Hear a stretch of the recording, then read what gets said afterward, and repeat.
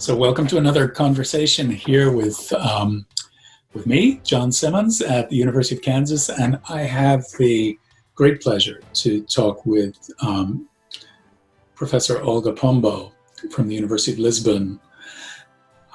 This discussion is brought to you on the Mana platform, the Saudi platform for culture and philosophy, and it's part of a continuing series of what we're calling contemporary philosophy, global conversations. It's a great pleasure to welcome Professor Pombo, who is one of my personal models for what it means to be a philosopher. Professor Pombo has had a distinguished career. She's a scholar of Leibniz. She is maybe the leading thinker on the history of the idea of the Encyclopedia, so Enlightenment thinking, very broadly construed. She's obviously a leader in the history and philosophy of science, and was the founder of the Center for Philosophy of Science in the University of Lisbon in the early 2000s. When I think of Olga's work, I think of the entanglement between the recent history of Portugal after the revolution through the tumultuous changes in the 80s and 90s to today, when Portugal is sort of thoroughly integrated into the global economy and the wider world. But of course, it was a very different world when Professor Pombo was first starting out as a philosopher. Maybe you could tell us a little bit about how teaching philosophy has changed. I know, for example, that you started out, there wasn't really a place for you as a philosopher and as a woman philosopher in Portugal, and you found yourself teaching in the Faculty of Sciences, teaching philosophy of education to physicists and chemists and engineers. Maybe you could talk a little bit about how you built this space in Portugal for very serious, internationally recognized philosophy of science. What was it like in the early days? Okay, thank you. Thank you, John, for inviting me for this talk. I'm very happy for. It's a great pleasure. For talking with you. Well, let's go back to that time. I belong to a generation, not only me, but a full generation of young people in love with philosophy, and we tried after the revolution. We tried to develop philosophy. That it was before it was a little bit forgotten somehow, in some way, but then became a very important topic. We had the help of very important people like Fernando Gil, but we began studying seriously philosophy in a master. Me and other people of my generation, we belonged to the first master course that it was created in Portugal for studying philosophy after your graduation. There was no master and no possibility of going further. But then in that moment, we had the first master, and I belonged to that first master. And the colleagues that were with me in that moment, they all have performed very important positions in philosophy, and they have done very good work. In what concerns me, I did my dissertation on Leibniz. It was very funny because when I finished my dissertation, it was written in Portuguese. So it was the destiny of that work was probably to enter in the library of the university and to get there absolutely quiet, nobody would read. But the fact is that one day, a great scholar of Leibniz came to Portugal. And I was surprised when I saw that he was speaking in Portuguese because he was Brazilian. Ah. It was Marcelo Dascal, maybe you know him. Yes. And so he was Portuguese, he was speaking in Portuguese. I have just finished my dissertation in Leibniz. And I went to him and said, well, I know everything you wrote, but everything in English. I didn't know you were a Brazilian speaker, but I have finished my dissertation in Leibniz. And he asked me, so send me your dissertation. And it was very interesting because he read my dissertation. And he wrote me, telling me, inviting me to publish it in Germany. So that was my first moment of confrontation with a great thinker. And I think this is very important. You cannot, in my point of view, you cannot make philosophy if you don't have one great thinker with whom you feel completely inside. You feel you have to belong to this universe. So tell us. So what is it about Leibniz that drew you to his thinking? Maybe you could tell us a little bit about who Leibniz was and what drew you to his thought. Leibniz was one of the huge philosophers of all times, and he was not only a philosopher on what we today consider to be a philosopher, but he was also an historian, he was also a politician, he was also a theologist, a very important theologist. He was also a mathematician, he was also a geographer, so an archivist, a librarian man. So he was maybe the last universal the man that was able in his lifetime, he was able to know everything what was happening in the intellectual life. That today is completely impossible. But yes. He was able in that moment. He was still able. And he left an enormous work divided in several topics and so on. So I began with Leibniz and mostly with the question of symbolism, of language and symbolism. And that's what my book, that was had some success in the international community because it was written in English and it could be read by people who studied Leibniz, and it was I never left Leibniz. Even today, I read Leibniz. I teach Leibniz to my students. I'm able to find in Leibniz some secret voice that helps me to think, helps me to put the problems in a specific way, and inspires all my life has been inspired by Leibniz. Even when I studied other authors, Leibniz was always there as a huge universe. I think that something that a philosopher do is to create, when it is a great philosopher, is to create a universe of meaning.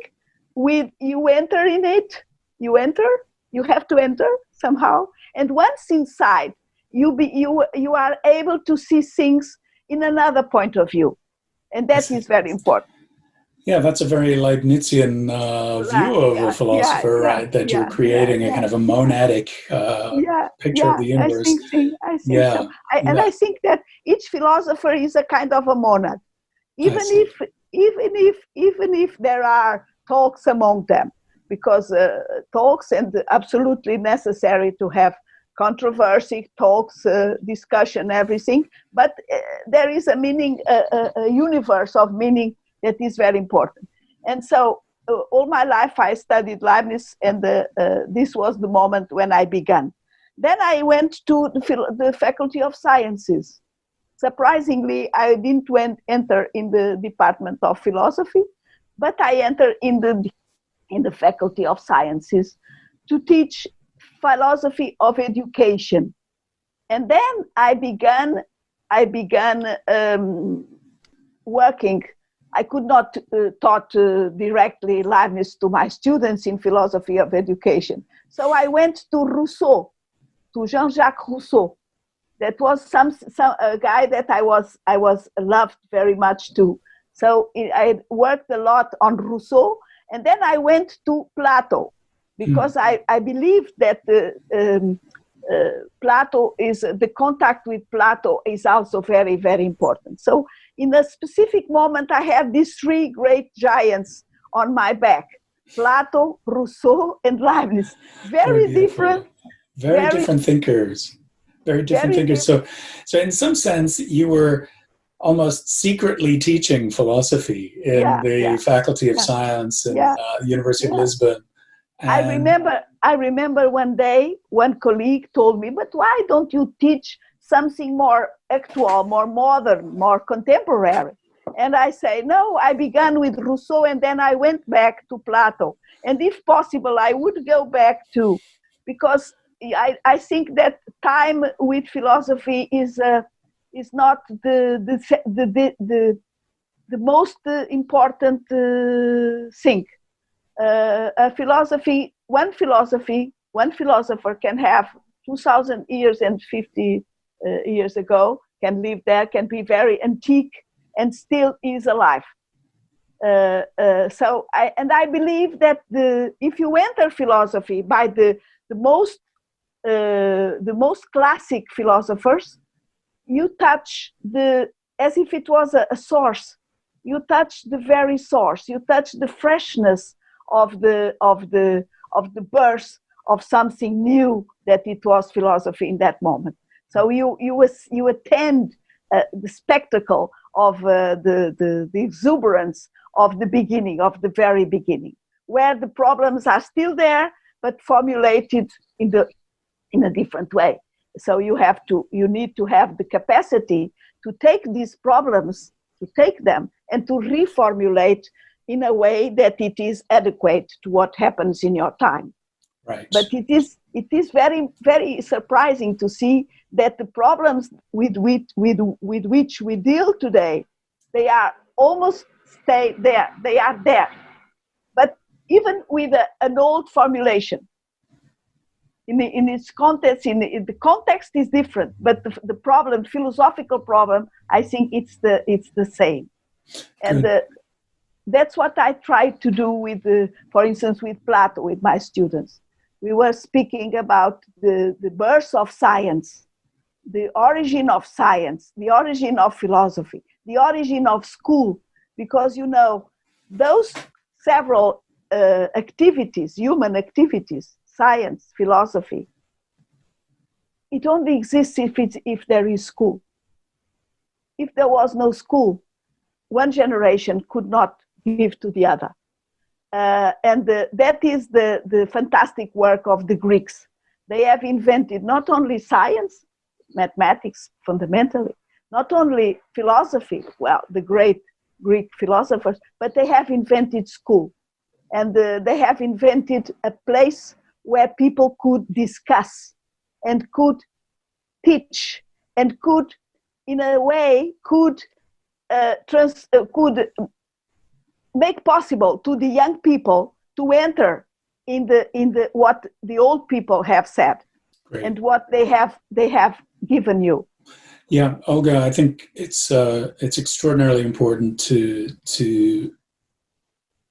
put it that way, to show that your reliance on the tradition, on these sort of core figures in the history of philosophy, is really part of a commitment to the education of the young and to the capacity, or creating the capacity for young people to enter into that conversation. So it's not tradition for its own sake or sort of antiquarianism, but it's a kind of commitment to the ongoing task of philosophy. Yeah, of course. Yeah, and I think one of the things that's been really important in your work has been your way of integrating, let's say, reflections on contemporary science and interdisciplinarity with your deep scholarship into the history of the idea of the encyclopedia, let's say. So I'd be curious to hear how you've spoken very generally about your relationship to the tradition. But here's a case where, for example, we are told that we live in a period of big data, interdisciplinarity, etc., and that we're all encouraged to work in interdisciplinary ways. And both you and I love doing that. But why would we look back to, let's say, the tradition of the French Encyclopedia in the 18th century to help us understand interdisciplinarity in the 21st century? I know you have something to say about that. So yeah, thank you. I entered the topic of encyclopedia through Leibniz, because in Leibniz there are this a lot of work on unity of science, and unity of science can be approached by several perspectives. And one of the perspectives is the idea of encyclopedia, that it was the one defended by Leibniz and much later by Neurath. My first interest was a very strict interest in unity of science, because when being in the faculty of science, I had to do some work concerned with sciences, and so I choose the topic of unity of science, which is a very relevant topic in a faculty of science. Because in a faculty of science, you have departments, the department of mathematics, the department of physics, and the knowledge is divided in several departments. But there is this hope for unity. And in that moment, in the scholarship, in that moment, there was a great disbelief about unity. Unity was an antique idea, idealistic idea of people who really are not interested in doing good performances. But unity of science tells us that science is not only about performance. Science is about understanding the world. When you say performance, sorry, Olga, this might be a linguistic issue. I mean applications, okay. results, and science results. And science is not only that. Science is also a way of understanding each day better and better the world in which we live. Yeah. And so every discipline, all disciplines are necessary for creating this bigger understanding of the world, this progress of the world. And I do believe in that.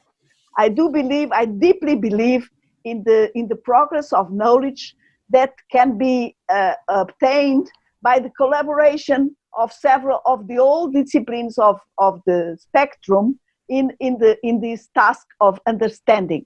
So encyclopedia was one of the modalities of this unity of science idea. I studied all the history of unity of science, not only since the 18th century. I went to the medieval times, and I studied Isidoro de Sevilla.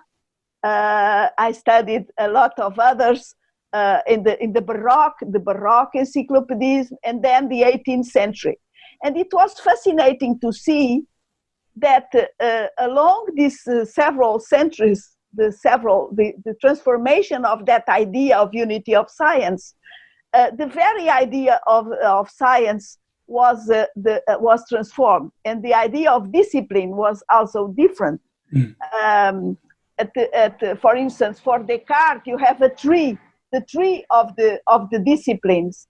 The science is a tree with many branches, and each discipline pursues the knowledge in one branch, but they are all connected in the trunk by their roots, by the same roots. This image of science is going to be changed by Diderot.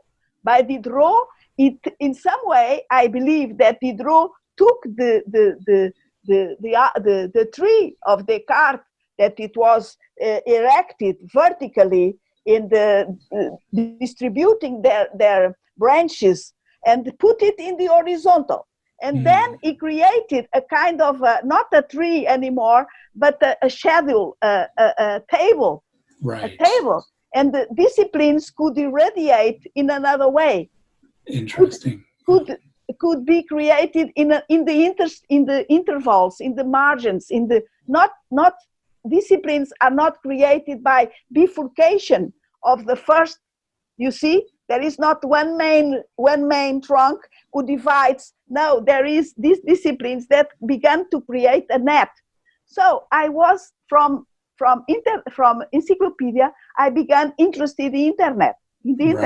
Right. Because the model, if I can just, what I'm hearing you say is that the model is not so much a sort of a story of family tree that we get from Diderot, or sorry, from Descartes, but in Diderot you get something more like a network, more like, so Diderot's... Mm-hmm. Yeah, no, I wouldn't say it is a network, not yet, but it is it is a medium figure between the tree and the net. I see. And it's very interesting. And for instance, Diderot is very concerned with the links. He speaks about links. We say links as a very interesting thing, and we believe it is quite new. It is not new. In Diderot, he speaks about renvoi. And the renvoi, it's a French word that you have to translate by link. So he always says that it is necessary to establish renvoi between the several subjects. Entries. Mm-hmm. So you are in a medium position, intermediate position between the three conception of knowledge, in which that you have the roots, the trunk, and the disciplines like that. Between that and the net we have today. So it is not again, philosophy does not give you a vision of the antique ideas. It gives you a vision of one possibility that you can explore to understand your own time. And I found this exactly in the idea of encyclopedia. Many times I speak of encyclopedia and people say, oh, she's speaking about something old. No, I'm not. I'm speaking about something new, absolutely new, to understand what internet is. And we understand, for instance, that internet has one major problem, because internet doesn't have a cartography, a general cartography. And you see, in Diderot, he was completely aware of that. He said, we need a système de savoir, we need a cartography in order to navigate. You cannot navigate if you don't have a map, if you don't have a kind of a map. And what we have today in the internet is a huge ocean with lots of possibilities, and somehow each one of us has to build his own map, otherwise it's lost. Don't you think that when we deal with the internet today, the reality of our experience of the internet is mediation by search, right? So we always use Google to search or some other method. Yeah, we use Google because Google gives you a map. Because Google has a map. You don't have a map. Notice that the map is generated by popularity, right? So it's a ranking of page rank through links that are more or less popular. So that seems like a very unscientific or unphilosophical way of organizing the map. So what would you think about that? No, I think that if you want to criticize, for instance, internet in some aspects, we cannot criticize internet because internet is a fantastic technology who gives us a lot. But if you want to be critical, and to be critical is very important in philosophy. If you want to be critical in what concerns the internet, it is necessary that you understand why are you going to be critical? What are your arguments? And if you know, for instance, the history from Encyclopedia, you can be much more aware of what is missing in internet, or you can even say, to make a map on basis of the popularity is not probably the best way. There are others. And so you have to give other hypotheses. And where are you going to find these hypotheses? You find them in Diderot. Tell me what some of those alternative hypotheses are for mapping the cartography of the internet. Oh, in the case of Diderot, it was to build the map of knowledge, the system of the knowledges. Now it is very difficult, but because it is difficult, we are not to get away. If it is difficult, we have to put our intelligence towards it, no? And somehow it's not easy to do, but it's necessary to pursue a system where the totality would have a shape. I see. I know that nowadays nobody believes in totality. I know that. But the totality is, I believe, a very important category for thinking. If you have a lot of fragments, you need to put them somewhere. Where are you going? How are you going to organize them? You always need a criteria. You always need a whole in which the very several fragments can be somehow organized. For instance, a student, to learn something, you go to the internet, you receive a lot of information, but you need to organize it. How are you going to organize it? If you don't organize it, you do not learn. You just get informed, but you don't get knowledge. Knowledge is connection, is interconnection. And for that, you need to organize the parts. Am I being clear? Very good. Yeah. I think it's quite clear. If we think then about the role of education, the role of education today would be to provide students with the capacity to make those kinds of judgments, to be able to critically evaluate what they find on the internet, and to organize it in a principled way. And one thing that strikes me about your work generally is you're simultaneously very sensitive to contemporary problems, like these problems around the nature of interdisciplinarity, the nature of knowledge on the internet. You've written a great deal about these questions, but you're very sort of connected to contemporary questions, but at the same time, you're a traditionalist in some very deep ways. Yeah. So unlike many of your contemporaries in the history and philosophy of science, you never embraced a kind of radical rejection of scientific progress or a kind of postmodern conception of truth, etc. Instead, you've stayed very close to the tradition, to the history of philosophy as a kind of a nourishing source. That's something I've really valued about knowing you and knowing your work. For instance. And I hope one thing that I ask my guests on these conversations is for their hope for the future of philosophy. And when you think about, let's say, young people who might be watching this, thinking about the importance of philosophical questions in the philosophical life,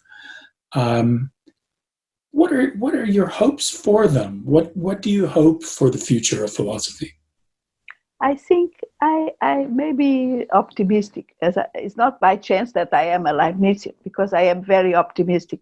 And even if I am old, I believe that philosophy will go on interesting young people, and maybe more today than some years ago, because we now have this future that has a lot of problems faced to us, for instance, the environment problems and so on. We are surrounded by problems, and all these problems demand a critical view from the people who tries to face them. The propaganda, the ideology may be very big, but you need to think by your own mind, and that is very important. And philosophy is concerned with that. It helps you to think not only in one way, but in several ways, to see the same phenomena from other points of view. And I think it's very important. And I believe that the young generations will be much, much more interested in philosophy than the previous ones. Very good. Very good. I hope you're right. I hope so. I would advise young people to read one author, to read it deeply. And I even dare to advise them to read, for instance, Plato. It's impossible not to like Plato, not to be in love with Plato.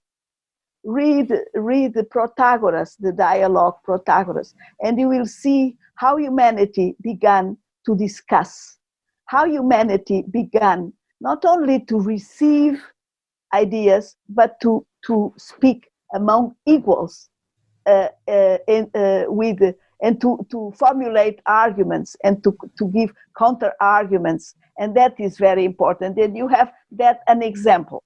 Philosophy is born like that, like a huge discussion in an agora, in a place, in a garden. Sometimes it was a garden, but people were there, and they came from all over the places in the city, from other cities, even from other cities, just for the pleasure of discussing, for their own minds, and to learn more and more. I think that one of the characteristics of the philosopher is the love for learning, the love for learning, understanding, and to be lucid, to understand what is happening. And for that, we cannot go alone. We cannot go alone in that battle. We have to put ourselves in the shoulders of the giants. Otherwise, we don't see much. You have to mount up to the Saint Bernard de Chartres, and an old religious man in the medieval ages, said that magnificent statement. We have to put ourselves on the shoulders of the giants. Otherwise, we see not much. But if we have the courage, it is necessary courage for doing philosophy. If you have the courage of mounting up, then you begin to have the pleasure of seeing. And that is one of the biggest pleasures you can have. It's one of the biggest. This has been a wonderful conversation. Thank you so much, Olga. I really appreciate you sharing with us. So thank you for your time. Thank you, Matt.